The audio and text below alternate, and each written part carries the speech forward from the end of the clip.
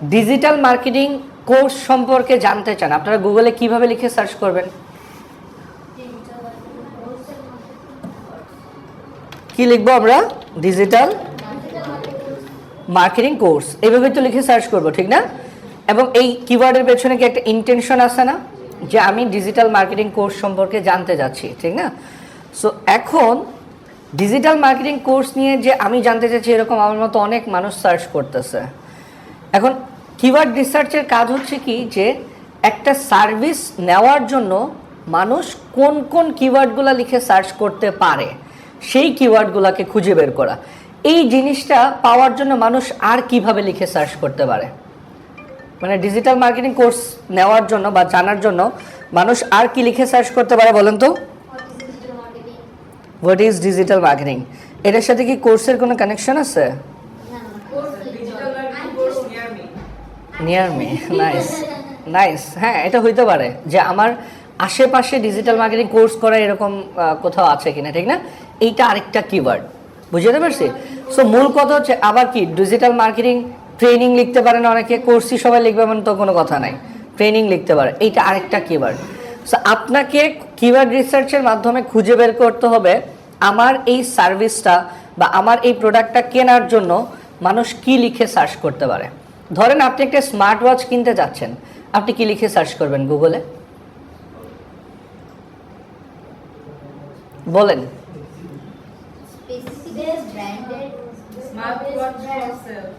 Smart watch for sale, ওকে ঠিক আছে, smart watch for sale. আর কি হতে পারে?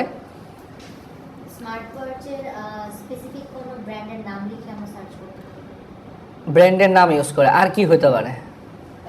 কখনো কোনো কিছু কিনছেন গুগল থেকে বা সার্চ করে?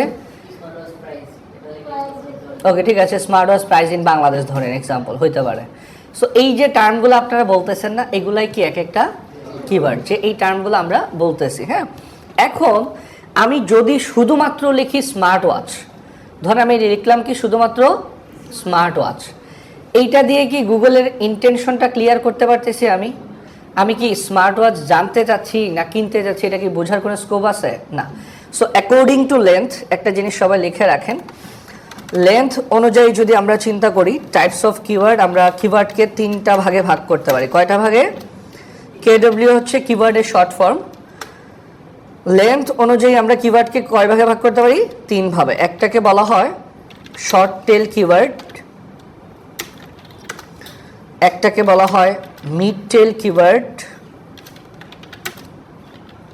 আরেকটাকে বলা হয় লং টেল কিওয়ার্ড। আবারও বলছি, অ্যাকর্ডিং টু লেন্থ আমরা কিওয়ার্ডকে কয় ভাগে ভাগ করতে পারি? 3 ভাগে। একটা হচ্ছে কি শর্ট টেল, একটা হচ্ছে মিড টেল, আরেকটা কি লং টেল।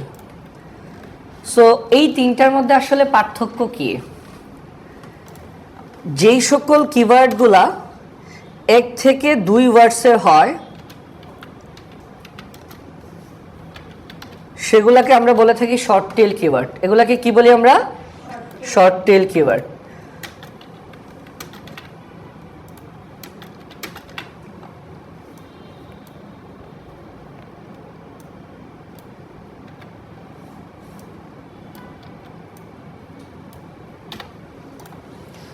সো দেখেন, আপনারা যদি আমরা একটু খেয়াল করি যে শর্ট টেল কিওয়ার্ড হচ্ছে কোনগুলো, যে কিওয়ার্ডগুলো হয় কি 1 থেকে 2 শব্দের, সেগুলোকে বলা হচ্ছে শর্ট টেল। যেগুলো 3 শব্দের কিওয়ার্ড সেগুলোকে বলা হচ্ছে মিড টেল, আর যেগুলো হচ্ছে লং টেল কিওয়ার্ড সেগুলো হচ্ছে 4 থেকে 7 শব্দের মধ্যে হয়। এখন এই 3টার মধ্যে আসলে পার্থক্যটা কোন জায়গাতে আছে? আমি যখন শুধু স্মার্ট ওয়াচ লিখতেছি তখন এটা পড়তেছে কোনটার মধ্যে বলেন তো? Short tail. But short tail কিওয়ার্ডের ইন্টেনশন কখনোই ক্লিয়ার থাকে না, ঠিক না? মানে আমি গুগলকে বুঝাইতে পারতেছি না যে আমি আসলে স্মার্ট ওয়াচ কিনতে যাচ্ছি কিনা বা এটা সম্পর্কে জানতে চাচ্ছি কিনা। আমি যখন মিড টেলে আসি, ধরেন আমি লিখলাম বাই স্মার্ট ওয়াচ অনলাইন, এটা কোনটার মধ্যে পড়ে? শিওর? কিভাবে? 3 ওয়ার্ডস। বাই স্মার্ট ওয়াচ অনলাইন কয় ওয়ার্ডস হয়েছে? 3 ওয়ার্ডস। এটা কিসের মধ্যে পড়ে? এটা মিড টেল। এখন আপনারা বলেন তো আগেরটার ইন্টেনশন বেশি ক্লিয়ার নাকি মিড টেলটার ইন্টেনশন বেশি? তার মানে আমি মোটামুটি কনফার্ম আমি অনলাইনে একটা ঘড়ি কিনতে চাচ্ছি, স্মার্ট ওয়াচ কিনতে যাচ্ছি। এবার যদি আমি বলি buy smart watch online in Bangladesh, এইবার বলেন কোনটার ইন্টেনশন সবচেয়ে বেশি ক্লিয়ার? Long tail keyword. এবং এইটা দিয়ে আমি কনফার্ম যে আমি বাংলাদেশ থেকে একটা ভালো স্মার্ট ওয়াচ পারচেস করতে যাচ্ছি, ঠিক না? সো এজ এ বিগিনার হিসেবে সবচাইতে বেশি সার্চ করে মানে মানুষ নর্মালি জেনারেলি সবচেয়ে বেশি সার্চ করে হচ্ছে শর্ট টেল। কিন্তু আপনি যদি এসইও করতে চান এই কিওয়ার্ডগুলাই তো আলটিমেটলি র্যাঙ্কে যায়, ঠিক না? তো একটা ওয়েবসাইট সবসময় কিসের মাধ্যমে র্যাঙ্কে যায়? কিওয়ার্ডের মাধ্যমে। মূলত বিভিন্ন কিওয়ার্ড লিখে আমরা সার্চ করি। আর আমাদের আজকের কাজ হবে এই টাইপের কিওয়ার্ডগুলা খুঁজে বের করা, যে আসলে একটা সার্ভিস নেওয়ার জন্য মানুষ কি কি লিখে সার্চ করতে পারে, সেগুলা কি বলা হয়? Keyword research. অর্থাৎ এই যে খুঁজে বের করব যে প্রসেসটা, যে আমার এই সার্ভিসটা নেওয়ার জন্য মানুষ আর কি কি লিখতে পারে, এই প্রসেসটাকে মূলত বলা হয় কি? Keyword research. কিওয়ার্ড হচ্ছে কিছু শব্দ বা শব্দগুচ্ছ যেগুলা লিখে সার্চ করে মানুষ কোনো ইনফরমেশন জানার জন্য বা কোনো কিছু কেনার জন্য বা এন্টারটেইন হওয়ার জন্য, এবং সেই শব্দগুলো হইতে হবে কি? মিনিংফুল, এবং সেটার এগেনস্টে গুগল বা সার্চ ইঞ্জিন একটা রেজাল্ট দেবে, এটাকে বলা হয় কিওয়ার্ড। আর আমার সার্ভিসটা সেল করার জন্য বা আমার সার্ভিসটা মানুষ নেওয়ার জন্য, আমার প্রোডাক্টটা নেওয়ার জন্য মানুষ কি কি লিখে সার্চ করতে পারে, সেই রিসার্চটা কি মূলত বলা হয় কি? Keyword research. একটা স্পেসিফিক ইন্ডাস্ট্রি অথবা একটা স্পেসিফিক ক্যাটাগরি। নিশ মানে কি? স্পেসিফিক একটা ইন্ডাস্ট্রি অথবা স্পেসিফিক একটা ক্যাটাগরি কি আমরা কি বলে থাকি? নিশ বলে থাকি। হ্যাঁ, একটা সেকেন্ড। ওকে, সো যেটা বলছিলাম, নিশ মানে হচ্ছে কি? একটা স্পেসিফিক ইন্ডাস্ট্রি অথবা স্পেসিফিক একটা ক্যাটাগরিকে আমরা নিশ বলে থাকি। এখানে আমরা যা যা দিয়েছি প্রত্যেকটি হচ্ছে এক একটা নিশ। এই মুহূর্তে আমাদের কাছে তো কোনো ক্লায়েন্ট নাই, ঠিক না? সো আমরা এই প্রজেক্টটা দেওয়ার উদ্দেশ্য হচ্ছে আপনারা ধরে নেবেন যে ওনারাই হচ্ছে আপনাদের ক্লায়েন্ট, ঠিক আছে? এরা হচ্ছে আমাদের ক্লায়েন্ট। সো আপনাদের প্রথম কাজ হচ্ছে, এইখানে আমরা যতজন মেম্বার্স আছি সবাই এইখানে কমেন্ট করার একটা জায়গা আছে না? কমেন্টে দিয়ে দিবেন যে কে কোনটা নিয়ে কাজ করতে চান। এই প্রত্যেকটাই হচ্ছে এক একটা ওয়েবসাইট। সো আপনারা কী করবেন, যে ধরেন একজন দিলেন যে আমি এই ওয়েবসাইটটা নিয়ে কাজ করব, কেউ কমেন্ট বক্সে আর এই ওয়েবসাইটটা দিবেন না, কিচ্ছু বলতে হবে না, জাস্ট এটা কমেন্ট মানে কপি করবেন। কপি করার পরে কমেন্টে এসে জাস্ট ওয়েবসাইটের লিঙ্কটা দিয়ে দেবেন। তার মানে আমি কনফার্ম যে এই ব্যক্তি এখন থেকে এই ওয়েবসাইটটা নিয়ে কাজ করবেন। আমরা এটা দেওয়ার উদ্দেশ্য হচ্ছে কি, যেহেতু আমাদের কাছে কোনো ক্লায়েন্ট নাই, আমরা ধরে নিব যে এরাই হচ্ছে আমাদের কি? ক্লায়েন্ট। সো এদের ওয়েবসাইটের এসইও করার জন্য যা যা করা লাগে আমরা সেই প্রসিডিউরে আগাবো। ক্লিয়ার বিষয়টা সবাই? সো আপনাদের কাজ হচ্ছে প্রথম কি করতে হবে, এই জিনিসটা কমেন্টে দিয়ে দিবেন যে কে কোন ওয়েবসাইটটা নিয়ে কাজ করতে চাইতেছেন। কেউ একটা দিয়ে দিলে বাকিদের আর এটা দেওয়ার দরকার নাই কোনো। বুঝাইতে পারছি? এখানে যথেষ্ট পরিমাণে ওয়েবসাইট আছে, 25টার উপরে ওয়েবসাইট আছে, আপনারা এখানে 24 জন আছেন, তার মানে সবাই একটা করে ওয়েবসাইট আমরা এখান থেকে নিতে পারবো, সমস্যা নেই।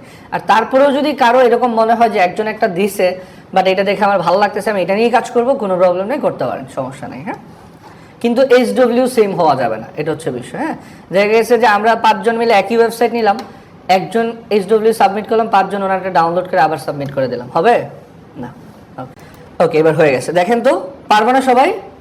সো এইভাবে হচ্ছে আমরা কি করব, প্রথমত কাজ হচ্ছে কমেন্ট করা, আর দ্বিতীয় কাজ হচ্ছে কি, ফাইলটাকে রিনেম করে নেওয়া। এবার ফাইলটা যখন আমরা ওপেন করব, এইরকম একটা ফরম্যাটে আপনাদের সামনে আসবে। এখান থেকে আমরা এনাবল এডিটিংয়ে ক্লিক করব, তারপর থেকে কাজ করতে পারবো। সো এই যে দেখেন, আমরা আপাতত আমরা তো আর ফাইনালাইজ করতেছি না কিওয়ার্ড, আমরা শুধুমাত্র এখন রিসার্চ করতেছি, ঠিক না? ক্লায়েন্টকে কিভাবে পাঠাবো সেটা আমি আপনাদেরকে নেক্সট ক্লাসে দেখাবো, যে একটা ক্লায়েন্টকে যদি আপনারা কিওয়ার্ড রিসার্চ করে পাঠাইতে চান সেক্ষেত্রে কিভাবে পাঠাইতে পারেন। এই ফরম্যাটটা হচ্ছে আপনারা পাবেন আপনারা যখন এই ফাইলটা ডাউনলোড করবেন এবং ওপেন করবেন। ওপেন করার পরে আপনারা এই ফরম্যাটটা পাবেন। হ্যাঁ, পাওয়ার পরে এবার আপনি তো এখান থেকে ডিসাইড করে ফেলছেন যে আমি আসলে কোন নিশগুলা নিয়ে কাজ করব বা কোন নিশের কোন ওয়েবসাইটটা নিয়ে কাজ করব। এরকম কিন্তু অনেক নিশ আছে, যে নিশগুলার অনেক সার্ভিস, যেমন বাংলাদেশে হয়তো বা এই সার্ভিসগুলো খুব বেশি একটা চলে না, বাট দেশের বাইরে কিন্তু এই সার্ভিস অনেক চলে। যেমন ধরেন বাংলাদেশে আমি যদি বলি লয়ার হায়ার করবেন, আপনি ধরেন একটা ট্রাফিক আইন ভঙ্গ করছেন, আপনি একটা লয়ার, আপনার এগেনস্টে একটা মামলা হয়েছে, আপনি এখন লয়ার হায়ার করবেন। আপনি কি গুগল থেকে লয়ার হায়ার করছেন কখনো? মানে হায়ার করে চিন্তা করবেন কখনো বাংলাদেশে? না। বাট বাইরের দেশে কি হয়, সব কিছু অনলাইনে চলে।